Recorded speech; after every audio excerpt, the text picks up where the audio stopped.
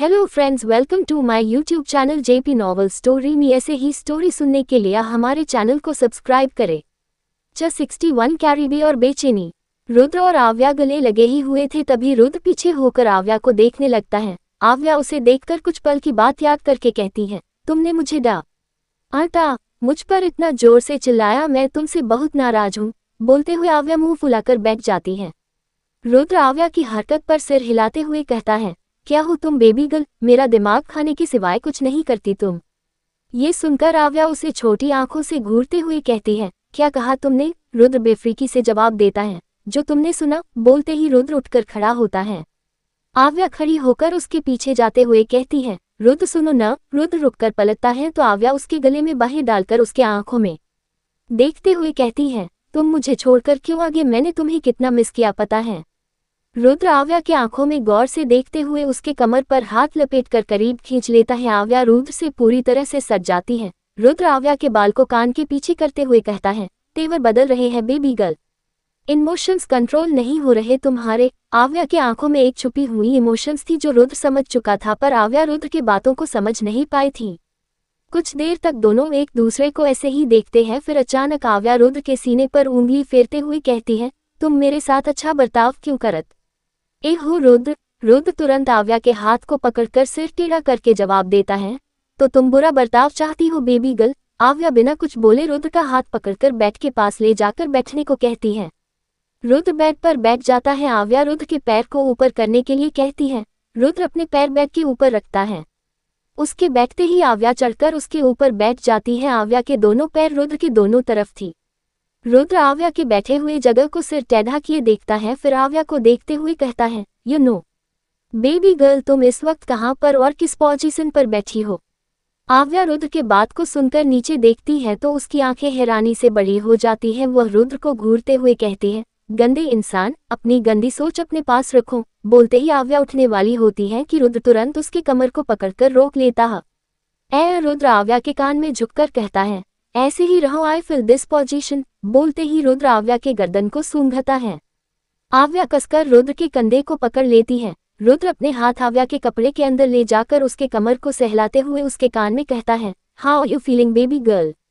आव्या की आंखें इस वक्त बंद थी और वह रुद्र के टच को फील कर रही थी। आव्या धीरे से फुसफुसाते हुए कहती है, it's good, but Rudra please don't lose your control.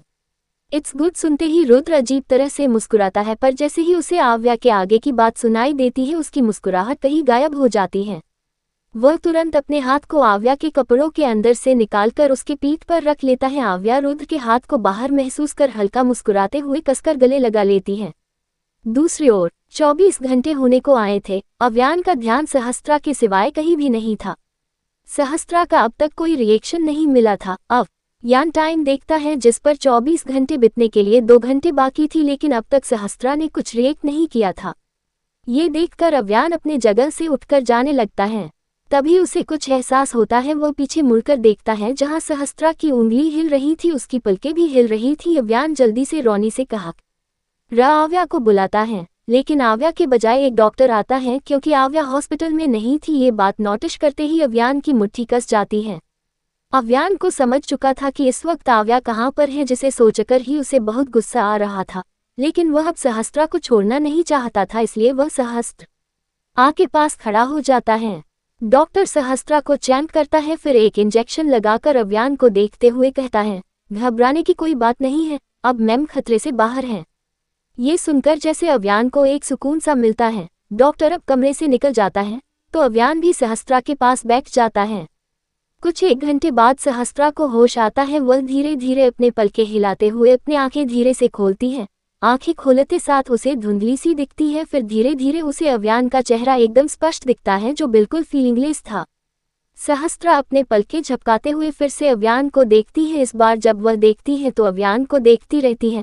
Avyan आगे बढ़कर सहस्त्रा के पास बैठता है और उसके गाल पर हाथ रखकर पूछता है, तुम ठीक हो? अव्यान के इस सवाल और उसके ऐसे छूने से सहस्त्रा उसे एकटक देखने लगती है, पर कोई जवाब न ही देती। तभी एक आवाज आती है, सहस्त्रा मेरी बच्ची। सहस्त्रा का ध्यान अब उस ओर चला जाता है जहां दिया तेज कदमों से उसकी ओर आ रही थी और उसके पीछे हिमांशु, देवेश और दर्श थे। उन सबको देखकर अव्यान एक नज़र सहस्त्रा को देखकर उठ जाता है और कमरे से बाहर जाने लगता है। सहस्त्रा उसे जाता है छोटी हुआ देखने लगती है। दया सहस्त्रा के चोटों को देखकर उसके माथे को चूमकर परेशान होकर कहती है, आप ठीक तो हैं न? आपको कहीं दर्द तो नहीं हो रहा है? कुछ पल तो सहस्त्रा दया को देखती रहती है, फिर बहुत धीमी आवाज में जवाब देती है, मैं ठीक हूँ मम्मा। सहस्त्रा की आवाज सुनकर दया को राहत मिलती है। हिमांशु भी सहस्त्रा के पास बैठकर उसके सिर को सहलाते हुए कहता है, आई प्राउड ऑफ यू माई बच्चा।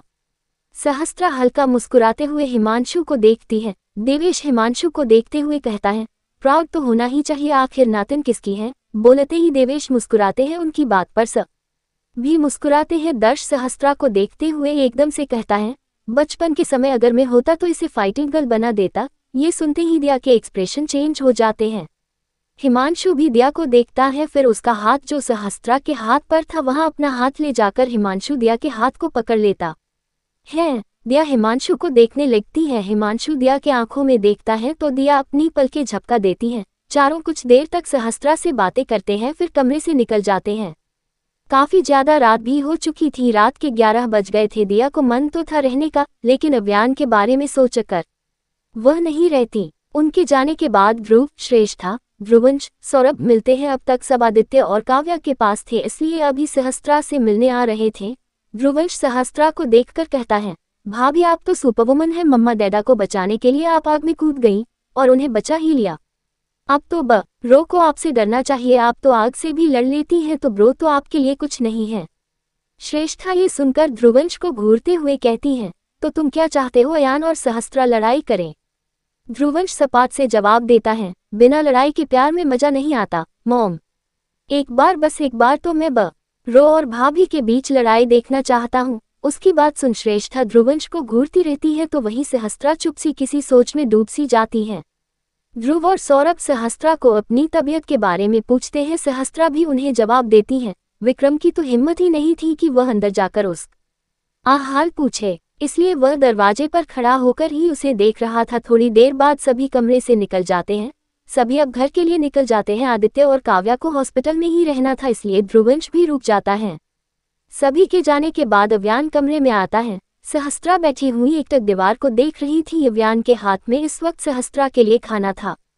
वह सहस्त्रा के पास बैठता है और बाउल पर ढका प्लेट हटाकर टेबल पर रखता है। सहस्त्रा का ध्यान अब अव्यान पर चली जाती है। वह अव्यान को देखती है, जिसके हाथ में खिचड़ी थी, जो सहस्त्रा को बिल्कुल पसंद नहीं थी। सहस्त्रा अव्यान को देखने लगती है। अव्यान चम्मच में खिचड़ी भरकर सहस्त्रा की ओर बढ़ा देता है। सहस्त्रा को भले पसंद नहीं था, लेकिन वह अपना मुंह खोलकर खा ही लेती है। अव्यान चम्मच पर चम्मच खिलाता रहा और सहस्त्रा खाती रही। इस दौरान सहस्त्रा बस एकटक अव्यान को देख रही थी। खाना खत्म होते ही अव्यान सहस्त्रा को दवाई देता है। सहस्त्रा दवाई लेती है और मुंह में ले लेती है। अव्यान उसे पानी पिलाता है। जहां अव्यान का ध्यान सहस्त्रा के केयर करने पर था, तो वही सहस्त्रा बस अव्यान को अपना केयर करता हुआ देख रही थी। अव्यान गिलास को टेबल पर रखता है, फिर उठकर सहस्त्रा को लेटने में मदद करता है। सहस्त्रा अब भी बस अव्यान को देख रही थी। जब अव्यान देखता है कि सहस्त्रा अपनी पलकें बंद नहीं कर रही है, तो वो भी सहस्त्रा के बगल में लेट जाता है। अव्यान के ऐसा करते ही सहस्त्रा की धड़कनें बहुत तेज हो जाती हैं। अव्यान सहस्त्रा का चेहरे को अपने सीने से छुपा लेता है और उसके बालों पर बहुत धीरे धीरे हाथ फेरने लगता है। सहस्त्रा की धड़कनें बहुत तेज थी, उसे अव्यान के करीब बहुत ज्यादा अजीब लग रहा था। अव्यान सहस्त्रा से थोड़ा अलग होकर देखता है। सहस्त्रा अब तक आंखें खुली रखी हुई थी। अव्यान सहस्त्रा के माथे पर किस करता है तो सहस्त्रा अपनी आंखें कसकर मींच लेती है। अव्यान सहस्त्रा के फेस एक्सप्रेशन देखकर कुछ सोचता है, फिर कहता है, सो जाओ, तुम्हें रेस्ट की जरूरत है। बोलते ही वह फिर एक बार सहस्त्रा को अपने सीने में छुपा लेता है। सहस्त्रा अव्यान की शर्ट को मुट्ठी में भर लेती है। सहस्त्रा के दोनों हाथों पर पट्टी बंधी हुई थी, क्योंकि उसका हाथ हल्का जल गया था और ऐसे मुट्ठी करने से सहस्त्रा को दर्द हो रहा था, लेकिन उसे इस बात तक का एहसास नहीं था। अव्यान सहस्त्रा के हाथों को छुड़ाकर एक हाथ अपने कमर पर रख देता और दूसरे हाथ को खुद पकड़ लेता है। अव्यान सहस्त्रा को खुद के बहुत करीब कर लेता है। दोनों की खामोशी में बस सहस्त्रा का दिल बहुत जोरों से शोर कर रहा था। अव्यान के करीबी से बेचैन सहस्त्रा कुछ देर बाद दवाई के असर से सो ही जाती है। जब अव्यान को एहसास होता है कि सहस्त्रा गहरी नींद में सो गई है, तो वह पीछे होकर सहस्त्रा के चेहरे को देखता है। इस वक्त सहस्त्रा के चेहरे पर एक शांति और सुकून थी, पर कुछ भी था जो अव्यान समझ नहीं पा रहा था। अव्यान धीरे धीरे सहस्त्रा को खुद से अलग करता है, फिर कुछ पल उसे देखकर बेड से उठ जाता है। अव्यान अब कमरे से निकलकर बाहर चला जाता है। कमरे से निकलते ही अव्यान की आंखें लाल हो जाती हैं। वह तेज कदमों से आदित्य और काव्या के कमरे की ओर जाता है। कमरे की ओर जाते ही उसे बेंच पर बैठा ध्रुवंश दिखता है, जो फोन पर धारा की तस्वीर को देख रहा था। अव्यान उसके पास पहुंचते ही झटके से ध्रुवंश का कॉलर पकड़कर दीवार से सटा देता है। ध्रुव अर्श एकदम से हैरान हो जाता है। अव्यान ध्रुवंश के आंखों में देखकर एकदम सर्द आवाज में कहता है, तुमने रैबिट को वहां क्यों जाने दिया? तुम्हें क्या लगता है मुझे पता नहीं चलेगा वो क्या करने गई हैं? अगर इसमें उसे कुछ हो गया तो मैं तुम्हें नहीं छोड़ूंगा। ध्रुवंश ये सुनकर झटके से अव्यान को धक्का आ देता है और कहता है, गलत क्या करने गई हैं और कितना दिन जिंदा रखोगे तुम उस रुद्रांश को? हर बार वो हमेशा कुछ न कुछ करता रहता है। उसने ही मेरे प्यार को मुझे मारने के लिए मजबूर किया और अब बिग सिस्टर से मम्मा डैडा को मारने के लिए मजबूर किया। और जहां तक बात है ट्यूलिप की सेफ्टी की, उसे कुछ न बड़ी ही होगा। ये बोलते हुए ध्रुवंश के चेहरे पर एक कॉन्फिडेंस थी। अव्यान ये सब सुनकर एकदम गुस्से से चिल्लाता है, तुम्हें कैसे पता उसे कुछ नहीं होगा? और तुम दोनों को किसने कहा कि मम्मा पापा को मरवाने में रुद्रांश का हाथ है? तुम सबकी यही प्रॉब्लम है, कुछ पता नहीं और लड़ने पर उतर आते हो। आग मैं चुप हूं तो इसकी कोई वजह है न? क्या मुझे अपने परिवार को खोने का दुख नहीं है? मेरे अंदर उससे बदला लेने का जुनून नहीं है? ये तुम क्यों भूल जाते हो कि मैं भी उसी परिवार का हिस्सा हूं? मैंने भी वो सारी चीजें सहा हैं जो सबने सहा है। मैं इमोशंस दिखाता नहीं, इसका मतलब ये बिल्कुल नहीं है कि मुझे दर्द नहीं होता, तकलीफ नहीं होती, गुस्सा नहीं आता, रोना नहीं आता, नफरत नहीं होती। सारे इमोशंस मैं भी फील करता हूं, पर मैं दिखा नहीं सकता, जता नहीं सकता। उद्धरण चिन्ह अल्पविराम। बोलते हुए अव्यान की आंखें गुस्से से लाल हो चुकी थी। ध्रुवंश पहली बार अव्यान का ऐसा रूप देख पा रहा था। वहीं दूसरी तरफ आव्या इस वक्त रुद्रांश के सामने खड़ी थी। रुद्रांश बेड पर सोया हुआ था और आव्या नफरत से उसे देख रही थी। आव्या के हाथ में इस वक्त बहुत धारदार चाकू था। आव्या अपनी एक मुट्ठी कसकर भींच लेती है और चाकू को कसकर पकड़े रुद्रांश के सीने की ओर बहुत तेजी से अपने हाथ को बढ़ाती है। 62 can I kill you baby girl. आव्या धारदार चाकू बहुत तेजी से रुद्रांश के सीने पर मारने ही वाली होती है कि कोई उसका हाथ पकड़ लेता है। आव्या रुद्रांश के सीने को देखती है, फिर अपने हाथ को, फिर आखिर में वह उस हाथ के इंसान को सिर उठाकर देखती है जिसने आव्या को रोका था। आव्या जैसे ही सिर उठाकर देखती है, रुद्र को पाती है जो सर्द नजरों आव्या को ही रहा था। रुद्र सिर टेढ़ा किए चाकू को देखता है, फिर आव्या को देखते हुए उसे तुरंत गोद में उठा लेता है। आव्या खुद को छुड़ाने के लिए छटपटाने लगती है। रुद्र कमरे से बाहर निकलते ही दरवाजा बंद करता है। आव्या अब चिल्लाते हुए कहती है, छोड़ो मुझे, छ और रो। रुद्र बस बिना भाव के सामने देखते जा रहा था। रुद्र अपने कमरे में पहुंचते ही बेड पर बैठ जाता है और आव्या को भी अपने ऊपर बैठा लेता है। रुद्र एक हाथ से आव्या के पेट पर कसकर पकड़ता है और दूसरे हाथ से आव्या के पकड़े चाकू के हाथ को पकड़ता है। आव्या अब भी छटपटा रही थी। रुद्र आव्या के कंधे पर अपने चिन्ह को रख लेता है। तभी आव्या अपने दूसरे हाथ में चाकू शिफ्ट करके रुद्र के जांघ पर मारने वाली होती, पर रुद्र तुरंत ही दोनों हाथ से उसे पकड़ लेता। आव्या रुद्र को अपने पीठ से धक्का देने लगती है, पर इसका रुद्र पर कोई असर नहीं होता। रुद्र एक हाथ से आव्या के दोनों हाथ पकड़ लेता है और दूसरे एक हाथ से चाकू के धार पर अपने हाथ फेरने लगता है। आव्या रुद्र के हाथ को देखती है, जो धार चेक करते हुए हल्का कट गया। रुद्र आव्या के कान में एकदम सर्द आवाज में कहता है, मेरे ही घर में घुसकर मेरे ही डैड को मारने चली हो। I don't like it baby girl. इतना बोलते ही रुद्र अपने दांतों से आव्या के ईयरलोब को काट लेता है। आव्या सहते हुए आंख बंद कर लेती है। रुद्र चाकू को बहुत गौर से देखते हुए सर्द आवाज में फिर से कहता है, गलती कर दी बेबी गर्ल, बहुत बड़ी गलती कर दी तुमने मेरे डैड को मारने के बारे में सोचकर। बोलते हुए वह धीरे धीरे चाकू को आव्या के गर्दन पर लेकर जाने लगता है। आव्या सामने रखे आईने पर रुद्र को देखती है। आव्या को इस वक्त डर नहीं लग रहा था, बस वो तो गुस्से से भरी हुई रुद्र को देख रही थी। रुद्र आव्या के गर्दन पर चाकू रखकर आईने में उसे देखते हुए कहता है, can I kill you baby girl. आव्या रुद्र के ऐसे सवाल से बिना डरे जवाब देती है, मार सको तो मार दो। रुद्र आव्या के चेहरे को आईने में गौर से देखता है, फिर आव्या के आगे आए बालों को पीछे करते हुए कहता है, मार ही तो नहीं सकता तुम्हें बेबी गर्ल, पर गलती तो तुमने बहुत बड़ी की है, इसकी सजा तो मैं तुम्हें जरूर दूंगा। बोलते ही रुद्र आव्या के कंधे पर किस करके चाकू को अंदर घुसाने लगता है। चाकू इतनी ज्यादा धार थी जिससे थोड़ा लगते ही आव्या के गर्दन पर कट लगता है और धीरे धीरे खून बहने लगता है। आव्या गर्दन से निकलते खून को देखकर कहती है, your dad is a murderer Rudra, उसने मेरे परिवार को मार दिया। आव्या के बोलने से खून का बहना धीरे धीरे तेज होने लगता है। रुद्र आव्या के कंधे को अपने दांत से काटते हुए कहता है, I don't care baby girl. बोलते ही रुद्र अपने दांत आव्या के कंधे पर धंस देता है। आव्या की हल्की चिक निकल जाती है। रुद्र अब उस कांटे हुए जगह को जीभ से चाटने लगता।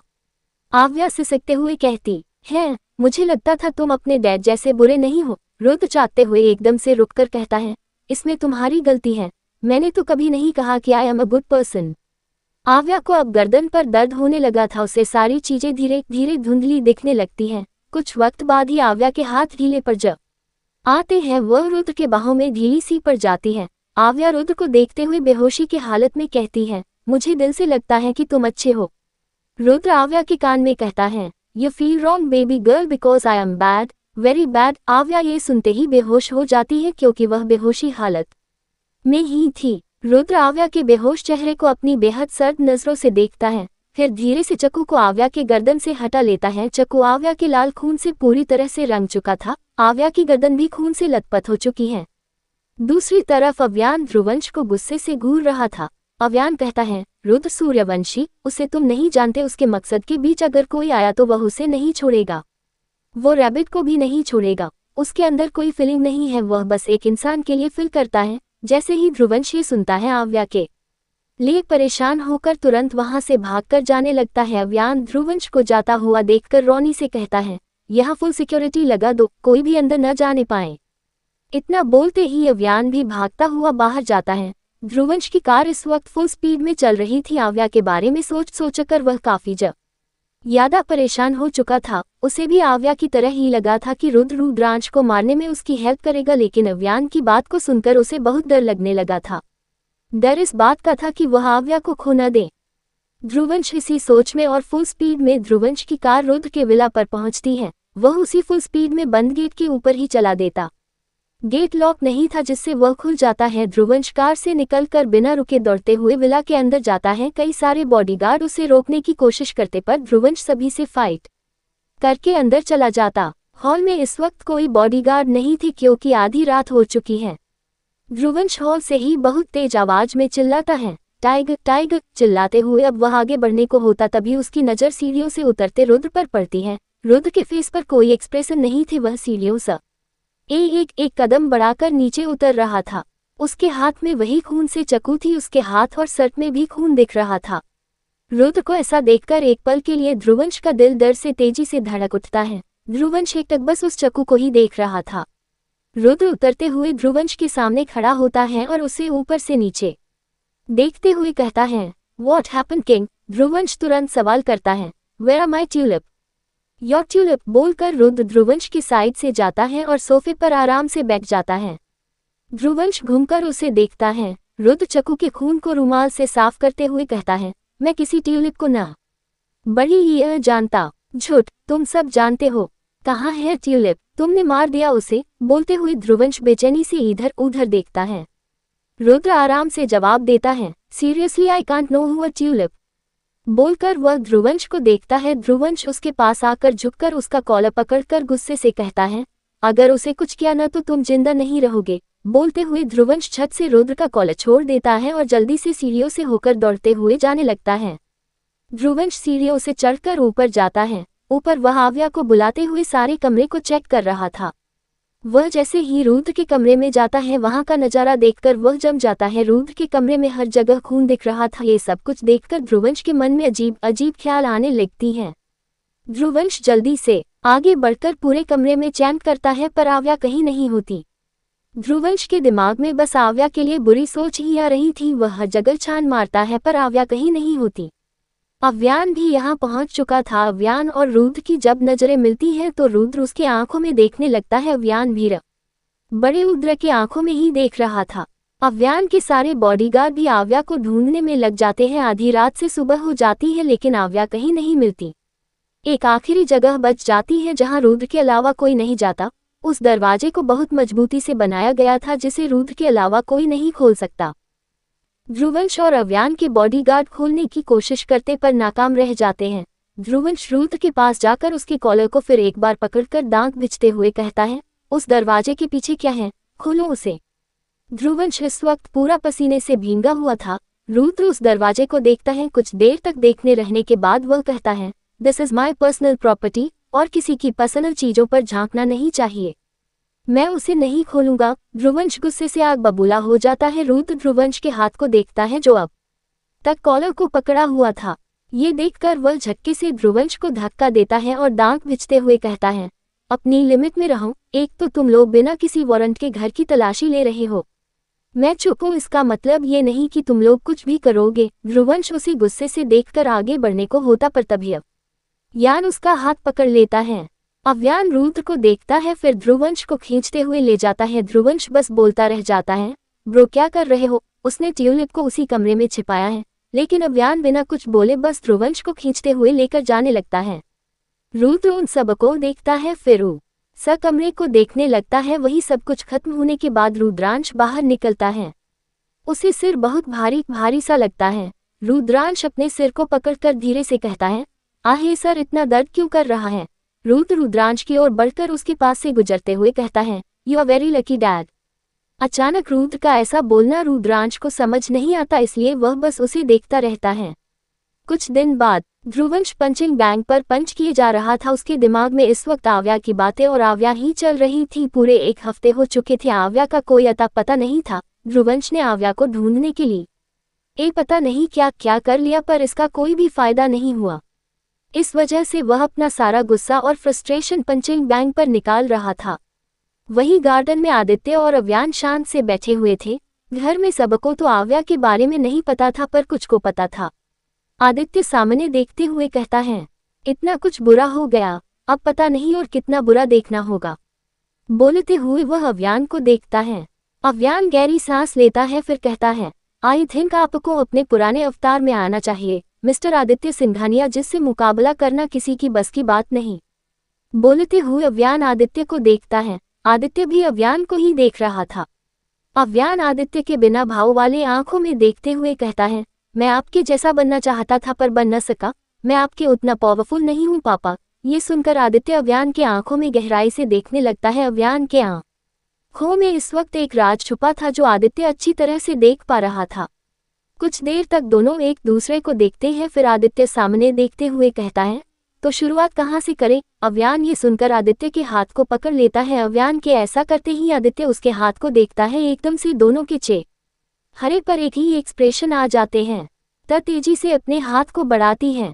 63 रुद्र का खतरनाक रूप।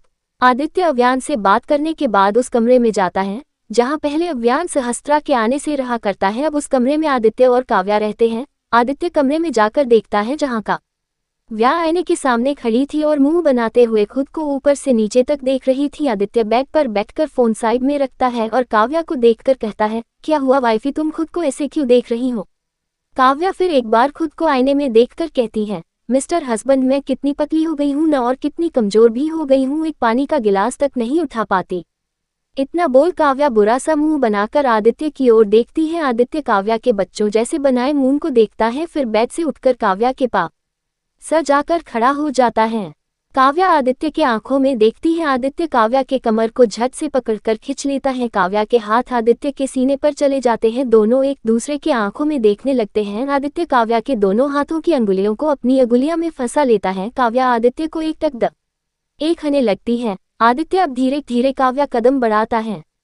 काव्या भी आदित्य के आंखों में देखकर अपने कदम पीछे करने लगती है। कदम पीछे होते होते काव्या दीवार से सट जाती है। आदित्य काव्या के हाथ को दीवार से सटाकर उसके चेहरे के बहुत आ जाता है। काव्या की धड़कन इतने दिन बाद आदित्य के करीबी को महसूस करते हुए बहुत तेजी से धड़क रही थी।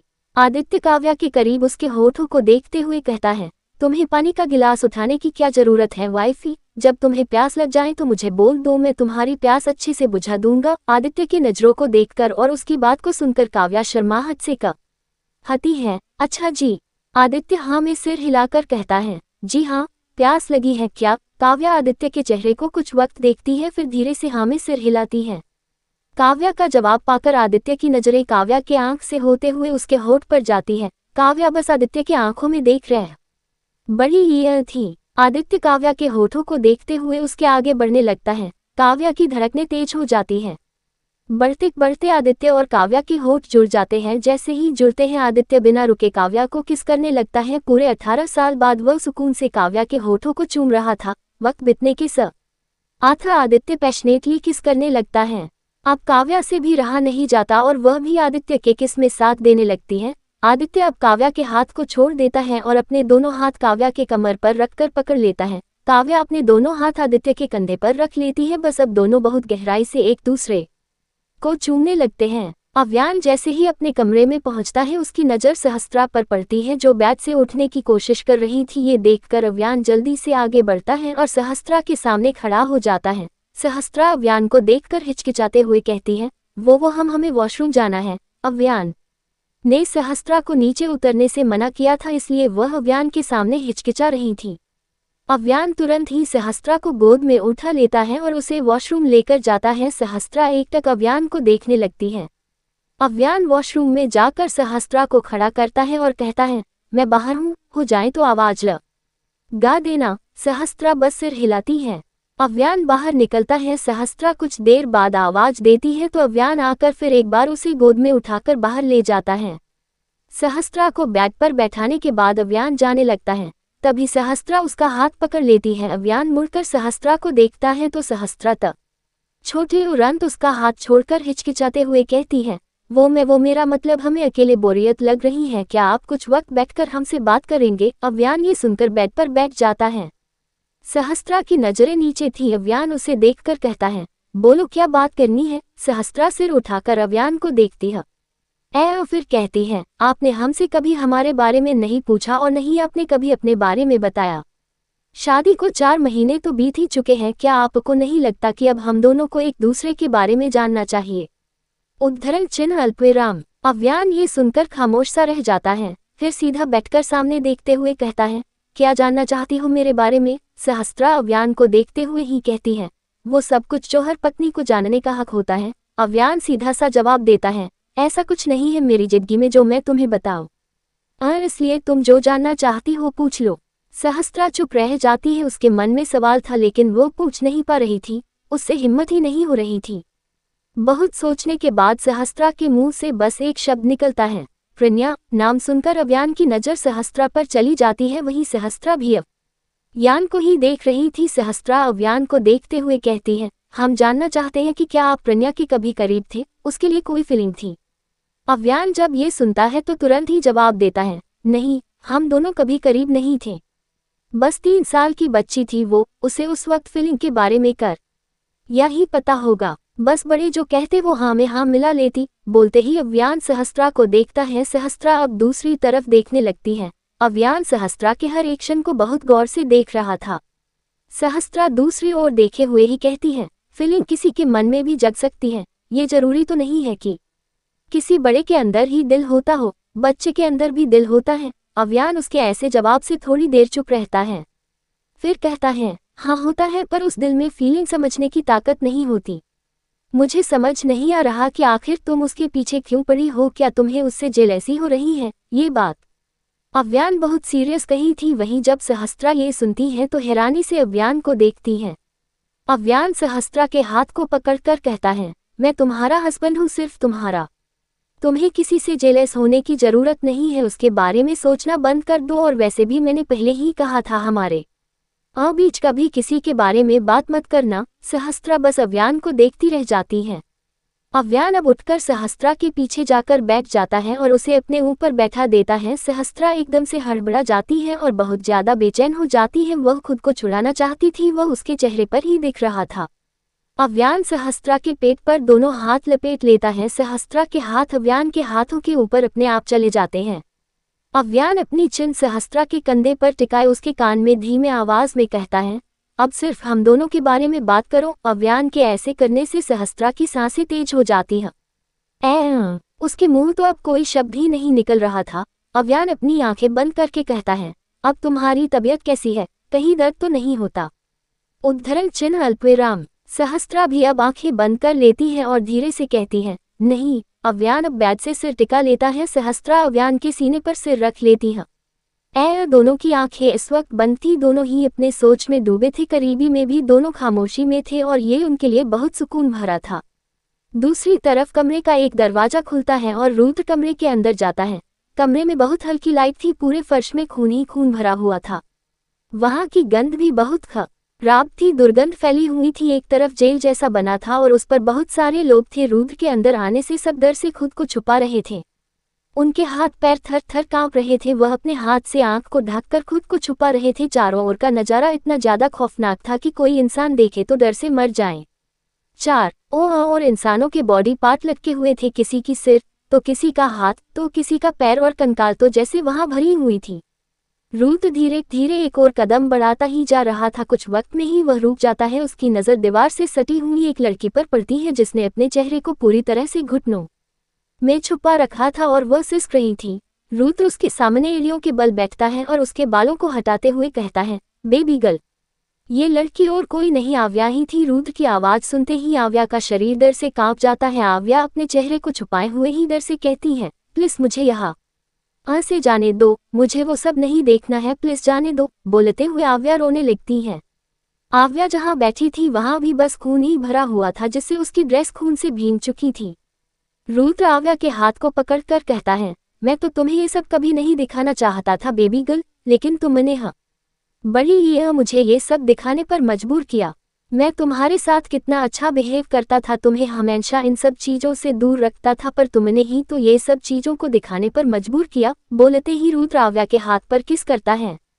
आव्या डर से अपने हाथ को पीछे कर लेती है। रुद्र आव्या के डर से कांपते शरीर को देखता है। तभी आव्या डरते हुए ही कहती है, प्लीज मुझे यहाँ से जाने दो, मैं दोबारा तुम्हारी जिंदगी में वापस नहीं आऊंगी। ये सुनकर रुद्र अपने गर्दन पर हाथ फेरने लगता है। फिर अचानक ही झटके से आव्या को नीचे लेटा कर सबके ऊपर आ जाता है। आव्या का चेहरा अब दिखने लगता है। आव्या के गर्दन पर पट्टी बंधी हुई थी और उसकी हालत बहुत ज्यादा खराब थी। आव्या अपने आमने सामने देखती है, वह इस वक्त खून में लेटी हुई थी जो बहुत ही ज्यादा अनहाइजीनिक थी। ये सब देखकर आव्या रुद्र को देखती है जो सर्द नजरों से उसे ही देख रहा था। रुद्र आव्या के बहुत करीब झुककर जुनूनियत भरी आवाज में कहता है, तुम सिर्फ मेरी हो, ओनली माइन। मेरी जिंदगी से तुम कभी दूर नहीं जा सकती। उद्धरण चिन्ह अल्पविराम। आव्या रुद्र के करीब होने से और ज्यादा डर जाती है। वह आंखें बंद करके इधर उधर सिर हिलाए कहती है, प्लीज मुझे छोड़ दो, जाने दो। रुद्र आव्या के और करीब झुककर एकदम सर्द भरी आवाज में कहता है, जाने दून? ऐसे कैसे जाने दून बेबी गर्ल? तुमने गलती की है, बहुत बड़ी गलती की है। अगर तुमने मेरे डैड को मार दिया होता तो पता है क्या होता? मेरा मकसद अधूरा रहता। तुम मेरे मकसद के बीच आए हो। आव्या को ये सब कुछ बहुत ज्यादा आज बड़ी ईबा लग रहा था। पानी में जैसे लोग भीगते हैं वैसे आव्या खून से भीगी हुई थी। उसके कपड़े, बाल, पूरा शरीर खून से भीगा था। रुद्र ने इन एक हफ्ते में आव्या के सामने अपना वो रूप दिखाया था जो शैतान से भी खतरनाक था। रुद्र इस कमरे में आव्या के सामने इंसानों के बॉडी पार्ट्स को काटता था और उसी कमरे में लटकाता था। ये सब वह हमेशा आव्या के आंखों के सामने करता। ये सब चीजें आव्या ने पहले कभी नहीं देखी थी, इसलिए उसे बहुत डर लगने लगा। वही रोज वहां खून बहाने से खून तो जैसे तालाब के पानी की तरह जमा हो गया था। जिंदा लोगों के बॉडी पार्ट को काटने से उनकी जो चीख निकलती है वह सब कुछ बहुत ज्यादा खौफन आका था। 64 आव्यास कंडीशन। आव्या आंखें बंद रखी हुई धीरे से डरी हुई कहती है, I am scared of you. Rudra आव्या की बात सुनकर रुद्र कुछ पल यूं ही आव्या का चेहरा देखते रहता है जो सच में डर की वजह से पीला पड़ चुका था। रुद्र आव्या के ऊपर से हटता है और आव्या को बैठाता है। आव्या की आंखें बंद थी, वह गलती से भी आंखें नहीं खोलना चाहती थी। रुद्र अब खड़ा होता है और आव्या को खड़ा करके गोद में उठा लेता है। आव्या कसकर रुद्र के शर्ट को पकड़कर कहती है, रुद्र प्लीज मुझे वो सब नहीं देखना। बोलते ही उसकी सिसकी निकल जाती है।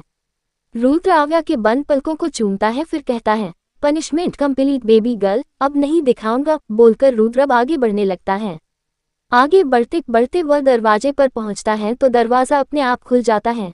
ये वही कमरा था जिस पर इतनी ज्यादा सिक्योरिटी थी। रुद्र बाहर से दरवाजा लॉक करता है। धीर दोनों को खून से नहाया हुआ देखता है। उसकी नजर आव्या पर जाती है जो आंखें बंद की हुई थी। रुद्र उसे देखकर इशारा करता है तो धीर हाँ में सिर हिला देता है। रुद्र आव्या को गोद में लिए ही अपने कमरे की ओर बढ़ जाता है। जिस जगह से वह चला था वहां बस खून ही दिख रहा था। धीर सवे नट से कहकर सारा फर्श साफ करवाता है। वही रुद्र आव्या को ले जाकर शॉवर के नीचे खड़ा कर देता है। शॉवर ऑन होते ही दोनों के शरीर में पानी गिरते हुए खून को शरीर से हटाने लगता है। ठंडे पानी पड़ने से आव्या के शरीर में थोड़ी झंझनाहट सी होती है। पर उसे काफी ज्यादा राहत भी मिलती है। रुद्र आव्या के कपड़ों को उतारने लगता है, तभी आव्या कसकर खुद के कपड़ों को पकड़ लेती है। रुद्र आंखें बंद किए हुए आव्या के कान में धीरे से कहता है, ट्रस्ट मी, कुछ नहीं करूंगा मैं। आव्या रोने जैसे आवाज में कहती है, न प्लीज। रुद्र आव्या को देखता है, कुछ पल में वो उसे फिर से गोद में उठा लेता है और बाथटब में उसे लेटा देता है। आव्या ने अब भी आंखें नहीं खोली थी। रुद्र शैम्पू की बोतल उठाता है और आव्या के बालों पर लगाता है। रुद्र आव्या के बालों को साफ करता है, फिर उसके हाथों और चेहरे को साबुन से साफ करता है, पर उसके शरीर को साफ नहीं कर पा रहा था क्योंकि आव्या ने ड्रेस पहनी थी। और रुद्र आव्या के हाथ से अपने आंखों को बंद करके कहता है, तुम्हें पूरी तरह से क्लीन करना है, ट्रस्ट मी बेबी गर्ल, तुम्हारे शरीर के एक अंग तक नहीं देखूंगा। आव्या आंखें खोलकर रुद्र को देखती है। रुद्र की आंखें बंद थी, फिर भी उसने आव्या के हाथ से आंख बंद करके रखी थी। इस बार आव्या कुछ नहीं कहती तो रुद्र आव्या के ड्रेस को खोल देता है। अब आव्या एक ब्रा और पैंटी में बाथटब के अंदर थी। रुद्र अब आव्या के शरीर को साफ करता है। जिस जगह आव्या अनकंफर्टेबल होती उस जगह रुद्र उसे नहीं छूता है। काफी देर बाद दोनों वॉशरूम से बाहर आते हैं। रुद्र आव्या के बालों को हेयर ड्रायर से सुखाता है। आव्या आईने से रुद्र को देखती है जो बहुत शांत था। आव्या तुरंत नजरें हटाकर धीरे से कहती है, मुझे घर जाना है। आव्या के लिए बोलने पर रुद्र कुछ नहीं बोलता। आव्या के बाल जब पूरी तरह से सूख जाते हैं तब और रुद्र हेयर ड्रायर को टेबल पर रखता है। रुद्र आव्या के सामने खड़ा होता है। आव्या के बाल को पीछे से धीरे से वह पकड़ता है और आव्या के झुकी पलकों को देखता है, फिर धीरे से झुककर उसके माथे को चूम लेता है। आव्या की झुकी पलकें एकाएक बंद हो जाती हैं। रुद्र अब आव्या का हाथ पकड़कर कमरे से निकल आता है। कुछ आधे घंटे बाद रात के 11 बजे रुद्र की कार सक्सेना हाउस में रुकती है।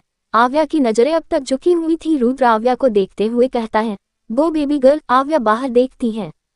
सक्सेना हाउस को देखते ही जैसे उसकी जान में जान आती है। वह कार से उतरती है और भागकर अंदर चली जाती है। रुद्र बस उसे खुद से दूर जाता हुआ देखते रहता है, फिर कार स्टार्ट करके आगे बढ़ जाता है। आव्या अंदर जाकर देखती है जहां दरवाजे पर अव्यान खड़ा था। आव्या जल्दी से अव्यान के गले लग जाती है और रोते हुए कहती है, भाई वो बहुत बुरा है, आज के बाद मैं उससे कभी नहीं मिलूंगी। वो इंसान नो को। वह इतना बोलती है कि अव्यान आव्या के बालों को सहलाते हुए कहता है, चुप, अब शांत हो जाऊं। आव्या अब सिसकते हुए अव्यान के गले लगे रहती है। अव्यान आव्या के पीठ पर हाथ रखकर उसे शांत करने लगता है। आव्या कुछ देर बाद अव्यान से अलग होती है। अव्यान उसके आंसुओं को पोंछता है, फिर उसका हाथ पकड़कर अंदर ले जाता है। सभी कोई सो चुके थे। आदित्य हॉल पर खड़ा था। आदित्य को देखकर आव्या जल्दी से उसके गले लग जाती है। अव्यान आव्या को देखते हुए कहता है, पापा, आज इसे अपने साथ सुला दीजिए, अकेली रहेंगी तो पैनिक कर सकती है। आदित्य अव्यान को देखकर आव्या को गोद में उठा लेता है। आव्या आदित्य की कमर पर पैर लपेट लेती है और दोनों हाथ उसके गर्दन पर लपेट लेती है। आदित्य अव्यान को देखता है तो अव्यान पलके झपका देता है। आदित्य ये देखकर आव्या को ले जाने लगता है। आव्या बड़बड़ाने लगती है, डैडा वो बहुत गंदा है। आदित्य आव्या के सिर को सहलाते हुए वैसे ही ले जाते हुए कहता है, तुम्हें अयान की बात पहले ही मान लेनी चाहिए थी न रैबिट। आव्या बस एक ही बात बड़बड़ाती है, मैं उससे आज के बाद कभी नहीं मिलूंगी। He is very bad person. Aditya आव्या को अपने रूम में ले जाता है। दरवाजा खुलने की आवाज से काव्या की नींद टूट जाती है। आव्या को ऐसे आदित्य के गोद में देखकर काव्या उठकर बैठ जाती है और कहती है, इसे क्या हुआ और ये फ्रेंड के घर से वापस कब आई। आदित्य आव्या को बेड पर लेटाता है और कहता है, जस्ट अभी आई है, ज्यादा थक गई है तो बस ले आया अपने कमरे में। काव्या लेटकर आव्या के माथे पर हाथ रखे सहलाने लगती। आव्या धीरे धीरे वो सारी बातें बड़बड़ा ही रही थी। काव्या सुन रही थी पर उसे कुछ समझ नहीं आ रहा था, इसलिए वह आदित्य को देखती है। आदित्य काव्या को सफाई से झूठ बोलता है, मुझे नहीं पता, इसने मुझे कुछ नहीं बताया। काव्या के माथे पर एकदम से परेशानी की लकीर आ जाती है। वह आव्या के चेहरे को देखते हुए कहती है, कहीं इसके साथ कुछ बुरा तो नहीं हुआ है। बोलते ही वह परेशानी से आदित्य को देखती है। आदित्य काव्या के हाथ को पकड़कर तसल्ली देते हुए कहता है, ज्यादा मत सोचो, बहुत रात हो गई, सो जाऊं। इतना बोलते ही आदित्य बेड पर लेटता है और आव्या को अपने सीने से लगा लेता है और काव्या की कमर पर हाथ रख लेता है। काव्या जैसे ही आव्या के ऊपर हाथ रखती है उसे एहसास होता है कि आव्या कांप रही है। ये समझते ही वह एकदम से कहती है, मिस्टर हस्बैंड ये तो कांप रही है। आदित्य भी पहले ये महसूस कर रहा था। जैसे ही वह काव्या की बात सुनता है, आव्या के बालों को सहलाते हुए उसके कान में कहता है, रिलैक्स रैबिट, मम्मा डैडा तुम्हारे पास हैं।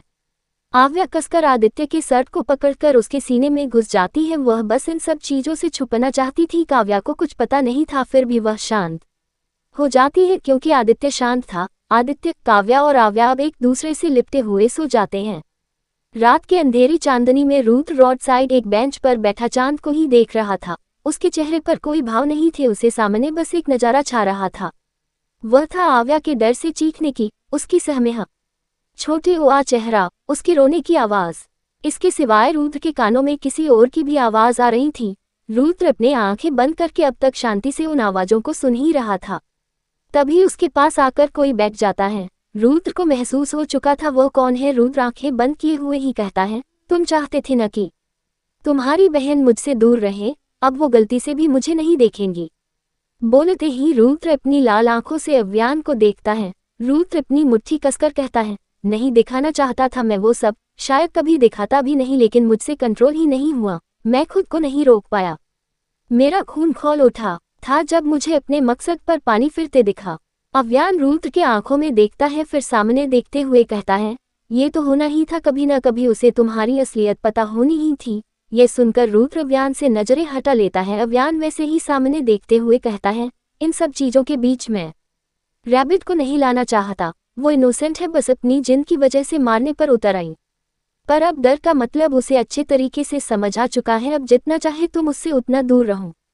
उद्धरण चिन्ह अल्पविराम। बोलते ही अव्यान बेंच से उठता है और जाने लगता है। उसने बस 3 ही कदम बढ़ाए थे, तभी उसे रुद्र की आवाज आती है, मैं उसे देखे बिना नहीं रह सकता। अव्यान के कदम वहीं ठहर जाते हैं। वह मुड़कर रुद्र को देखता है जिसका चेहरा शांत था और वह चांद को देख रहा था। अव्यान कुछ देर तक उसे देखता है, फिर आगे बढ़कर उसकी ओर अपने पॉकेट से फोन निकालकर बढ़ा देता है। रुद्र अव्यान के फोन को देखता है, फिर कंफ्यूज होकर अव्यान को देखता है। अव्यान फोन को देखते हुए कहता है, इस फोन में घर की सीसीटीवी कनेक्ट है। रुद्र कुछ देर तक उसे देखता है, फिर फोन को ले लेता है। अव्यान अब वहां से चला जाता है। रुद्र फोन को देखते हुए सर्द आवाज में कहता है, मकसद एक है और इंतजार एक है। गलती बहुत है पर सजा एक है, और उस सजा को देने वाला भी सिर्फ एक है।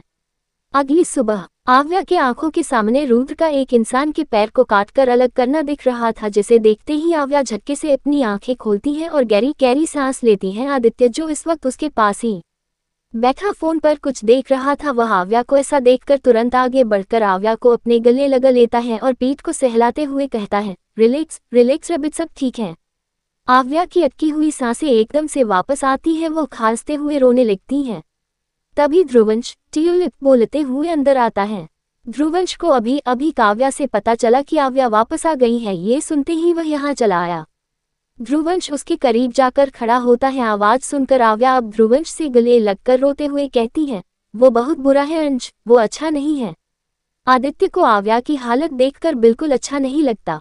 आदित्य को इतने अच्छे तरीके से तो नहीं पता था कि आव्या के साथ क्या हुआ है, और नहीं अव्यान को पता था कि रुद्र कुछ ऐसा करेगा।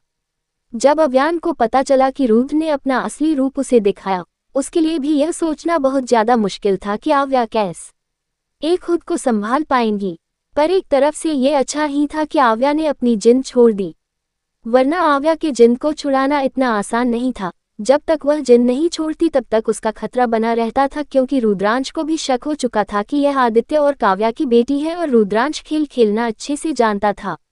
ये सबको पता था। ध्रुवंश आव्या के पीठ को रब करते हुए कहता है, हाँ मुझे पता है वो बुरा है। आई एम सॉरी ट्यूलिप, मैंने तुम्हें वहां जाने दिया। वो बहुत बुरा है। आव्या एक ही बात को दोहराते हुए बेहोश हो जाती है।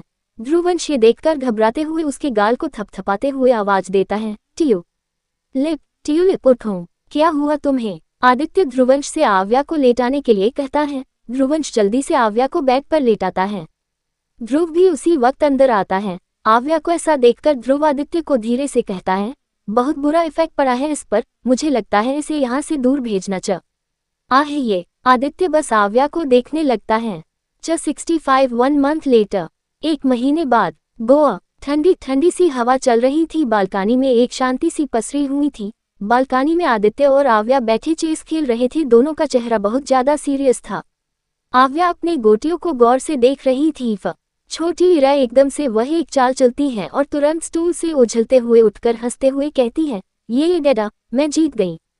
आदित्य मुंह बनाकर आव्या को देखता है। तभी काव्या अंदर आते हुए कहती है, इतनी खुशी किस बात की है भाई, जरा हमें भी बताइए। आव्या जल्दी से काव्या की पीठ के पीछे जाकर खड़ी हो जाती है और वहां से आदित्य को देखकर हंसते हुए कहती है, मम्मा आपको पता है मैंने डैडा को 3 बार हराया। इतना बोलते ही वह खिलखिलाकर हंसने लगती हैं। काव्या टेबल पर जूस और स्नैक्स रखकर कहती है, वाह ये तो बहुत बड़ा काम किया परी, अब चलो कुछ खा लो। आव्या जल्दी से स्टूल पर बैठती है और अपना मुंह खोल लेती है। काव्या मुस्कुराते हुए स्नैक्स उसके मुंह में डाल देती है। आव्या खाते हुए कहती है, ओके अब मैं चलती हूँ अपनी फाइटिंग क्लास में। बोलते ही वह जूस उठाकर पीती है और वहां से चली जाती है। उसके जाते ही काव्या आदित्य के गोद में बैठकर मुस्कुराते हुए कहती है, तो मिस्टर आदित्य सिंघानिया कैसा लग रहा है अपनी बेटी से 3 बार हार कर। आदित्य काव्या के कमर को पकड़कर जवाब देता है, खुशी, सुकून और बहुत ज्यादा राहत। बोलते ही वह सामने देखता है आव्या के डर से भरा हरा अब खुशी से भरा चेहरा बन चुका था जो इन 1 महीने में उन्होंने किया था। आदित्य सामने देख ही रहा था, तभी उसका फोन बजता है। आदित्य कॉल रिसीव करता है। उधर से आई बातों को सुनकर उसके चेहरे पर एक डार्कनेस आ जाती है। वह फोन पर अपनी पकड़ मजबूत करके कहता है, okay just wait Aditya Singhania is back. का आदित्य फोन रखता है। काव्या आदित्य के गले में बाहें डालकर कहती है, आप कहाँ जा रहे हैं मिस्टर हस्बैंड। आदित्य काव्या के माथे पर किस करके कहता है, कुछ अधूरे काम पूरे करने। काव्या सिर उठाकर आदित्य को देखती है तो आदित्य काव्या के आंखों में छिपे डर को देखकर उसके पलकों को चूमकर कहता है, मैं अपना ख्याल रखूंगा वाइफी। काव्या अब आदित्य के ऊपर से उठकर खड़ी होती है। आदित्य जूस उठाकर काव्या की ओर बढ़ाता है। काव्या आधी जूस पीती है। काव्या के पीते ही आदित्य अब वो आधा जूस खुद पी लेता है। ये देखकर काव्या के होठों पर मुस्कुराहट आ जाती है। खुले से गार्डन में आव्या ध्रुवंश के साथ फाइटिंग कर रही थी तो वहीं ध्रुव उसे गाइड कर रहा था। आव्या अपने हाथ से ध्रुवंश पर वार करते करते अचानक ही ध्रुवंश के सीने पर एक लात मारती है। ध्रुवंश सीधे नीचे गिर जाता है। ये देखकर आव्या ध्रुवंश पर गुस्सा करते हुए कहती है, स्टॉप इट अंश, मुझे जिताने के लिए हारने का नाटक बंद करो। उद्धरण चिन्ह अल्पविराम। ध्रुवंश आव्या को हैरानी से देखते हुए कहता है, मैं हारा नहीं हूँ, तुमने मुझे हराया है, मुझे सच में लगी है ट्यूलिप। आव्या ध्रुवंश को घूरने लगती है। ध्रुव ध्रुवंश के सामने हाथ देकर कहता है, लान सही कह रहा है प्रिंसेस, इसने कुछ नहीं किया, जो किया वो तुमने किया। इसकी बॉडी लैंग्वेज परफेक्ट थी। ध्रुवंश ध्रुव का हाथ पकड़कर उठकर खड़ा होता है। आव्या मुंह फुलाए कहती है, आप दोनों बाप बेटे एक जैसे हो, मुझे आप दोनों से बात ही नहीं करनी। बोलते ही आव्या एक तरफ जाकर चेयर पर बैठ जाती है। ध्रुव और ध्रुवंश एक दूसरे को एक हते हैं, फिर आव्या को देखते हैं। तभी श्रेष्ठा आते हुए कहती है, क्या चल रहा है तुम तीनों का। आव्या चिढ़ते हुए कहती है, मॉम आपके पति और बेटे बहुत बड़े झूठे हैं। आव्या की बात पर श्रेष्ठा दोनों को देखती है तो दोनों ही बेचारा सा मुंह बनाकर उसे देखते हैं। श्रेष्ठा दोनों की हालत देख मुस्कुराते हुए आव्या के पास बैठ जाती है। वह आव्या के पास बैठते ही कहती है, तो एक फाइटिंग हो जाए प्रिंसेस। आव्या की नज़र श्रेष्ठा पर जाती है। वह श्रेष्ठा को देखते ही कहती है, आपके साथ। श्रेष्ठा धीरे से हाँ में सिर हिलाती है। ये देखकर आव्या हाँ में सिर हिलाती है। अब श्रेष्ठा और आव्या एक दूसरे के सामने खड़े थे। आव्या ने इस वक्त ब्लैक कलर की टी शर्ट और ट्रैक पैंट पहनी थी, वहीं श्रेष्ठा ने एक कुर्ती और ट्रैक पैंट पहनी थी। दोनों की फाइटिंग स्टार्ट होती है। सौरभ और काव्या भी वहां आकर बैठ जाते हैं। ध्रुव और ध्रुवंश वहीं खड़े थे। आव्या के हरे का अटैक से श्रेष्ठा बहुत अच्छे तरीके से बच रही थी। एकदम से श्रेष्ठा आव्या पर वार करती है। आव्या लड़खड़ाते हुए पीछे हो जाती है। सौरभ मुस्कुराते हुए काव्या से कहता है, भाभी की फाइटिंग स्किल्स काफी ज्यादा अच्छी है। इस पर काव्या भी मुस्कुरा देती है। उधर आव्या सिर उठाकर श्रेष्ठा को देखती है। श्रेष्ठा मुस्कुराते हुए कहती है, प्रिंसेस हार मानने का मन कर रहा है। आव्या अच्छे से खड़ी होकर कहती है, आव्या सिंघानिया कभी नहीं हारती मॉम। बोलते ही आव्या आगे बढ़ती है। दोनों की फाइटिंग फिर एक बार शुरू हो जाती है। ध्रुवंश आव्या को देखते हुए कहता है, स्ट्रॉन्ग बना तो दी या हमने ट्यूलिप को, लेकिन क्या वो उस हफ्ते को भूल पाई है। ट्यूलिप ने जैसा बताया वो हद से ज्यादा खतरनाक है। आई टेल यू डैड, अब वो रूट सूर्यवंशी को मैं कभी ट्यूलिप की लाइफ में आने नहीं दूंगा। ध्रुव खोया हुआ कहता है, ये तो वक्त ही बताएगा। ध्रुवंश कंफ्यूज्ड होकर ध्रुव को देखता है। ध्रुव ध्रुवंश को देखते हुए कहता है, वो सब छोड़ो, मुझे पता चला कि तुम्हारी गर्लफ्रेंड ने तुम्हें मारने की कोशिश की थी और अब वो खुद मर गई है। ये सुनकर ध्रुवंश दूसरी तरफ नजर घुमा लेता है। ध्रुव ध्रुवंश के कंधे पर हाथ रखे कहता है, यू नो व्हाट, तुम्हारी मॉम भी मुझे पहले मारने ही आई थी और ये बात उसने मुझसे आंखों में आंखें डालकर बताई थी। ये नेचर मुझे उसका बहुत अच्छा लगा। उद्धरण चिन्ह अल्पविराम। बोलते ही ध्रुव ध्रुवंश के कंधे से हाथ हटाता आव्या और श्रेष्ठा को फाइटिंग करता हुआ देखते हुए ध्रुव कहता है, तुम्हारी गर्लफ्रेंड ने गलत किया लान। उसे तुम पर भरोसा नहीं था, अगर भरोसा होता तो वो सारी चीजों के बारे में सबसे पहले तुम्हें बताती जब उसे तुमसे प्यार हो गया था। दुनिया में ऐसी कोई मजबूरी नहीं जो प्यार को झुका सके। उसके इतना बोलते ही आव्या खुशी से चिल्लाने की आवाज आती है, देखा मैंने हरा दिया मॉम को। बोलते हुए आव्या उछल रही थी। श्रेष्ठा हाँफते हुए जाकर चेयर पर बैठती है और एक ही सांस में पूरा एक गिलास पानी पी जाती है। ध्रुव भी उनकी ओर आगे बढ़ता है। वही ध्रुवंश ध्रुव के बातों को सोचने और समझने की कोशिश कर रहा था। ध्रुव श्रेष्ठा की पीठ को रब करते हुए कहता है, आर यू फाइन बेबी। श्रेष्ठा हाँ में सिर हिलाकर कहती है, आई एम फाइन ध्रुव, पर क्या ट्रेनिंग दी है तुमने प्रिंसेस को, मेरे जैसे चैंपियन को हरा दिया। काव्या काफी ज्यादा प्राउडली कहती है, आखिर बेटी किसकी है। बोलते हुए वह पानी का बोतल लेकर आव्या को देती है। आव्या सौरभ का एक गोद में बैठकर पानी पीती है। बोतल टेबल पर रखकर आव्या सौरभ से कहती है, हॉस्पिटल से फोन आया था, रात को एक ऑपरेशन है, मेरे बदले आप चले जाएंगे चाचू प्लीज। सौरभ एकदम से कहता है, प्लीज की जरूरत नहीं है प्रिंसेस, मैं चला जाऊंगा। आव्या सौरभ के गाल पर किस करके थैंक यू चाचू कहती है और उसकी गोद से उठ जाती है। आव्या अब ध्रुवंश की ओर बढ़ती है। ध्रुवंश को खोया हुआ देखकर आव्या धीरे से ध्रुवंश के पेट पर पंच करके आगे बढ़कर कहती है, चलो अंश रेस करते हैं। ध्रुवंश उसके पंच से होश में आता है और आव्या के पीछे चला जाता है। पटना विनी जो इतने वक्त से गायब आज विक्रम पास आई थी। विनी चेयर पर बैठी थी और अव्यान भी उसके सामने बैठा एकदम सर्द नजरों से विनी को ही देख रहा था। विक्रम डर के भाव को लिए कहता है, प्लीज अव्यान उसे कुछ मत करना। विनी अव्यान को देखते हुए ही कहती है, डैडा आपको इससे भीख मांगने की कोई जरूरत नहीं है, ज्यादा से ज्यादा क्या करेंगे, मार ही देंगे न, जैसे इसकी मम्मा की वजह से मेरी मम्मा को मार दिया गया था। पर एक बात याद रखना, भले दोनों आग से बच गए पर मैं उन्हें मारकर रहूंगी। विनी के इतना बोलते ही अव्यान विनी का गर्दन पकड़ लेता है। विक्रम अव्यान को पकड़कर थोड़ा तेज आवाज में बोलत है, अव्यान अव्यान छोड़ो मेरी प्रिंसेस को, ये क्या कर रहे हो, छोड़ो उसे, मैं सब समझा दूंगा, वो ऐसे कुछ नहीं करेगी। अव्यान के गला दबाने से विनी की सांसें फूलने लगी थी। तभी अचानक कमरे का दरवाजा खुलता है। अव्यान को विनी का गला दबाते देखकर धीरज जल्दी से दौड़कर आता है।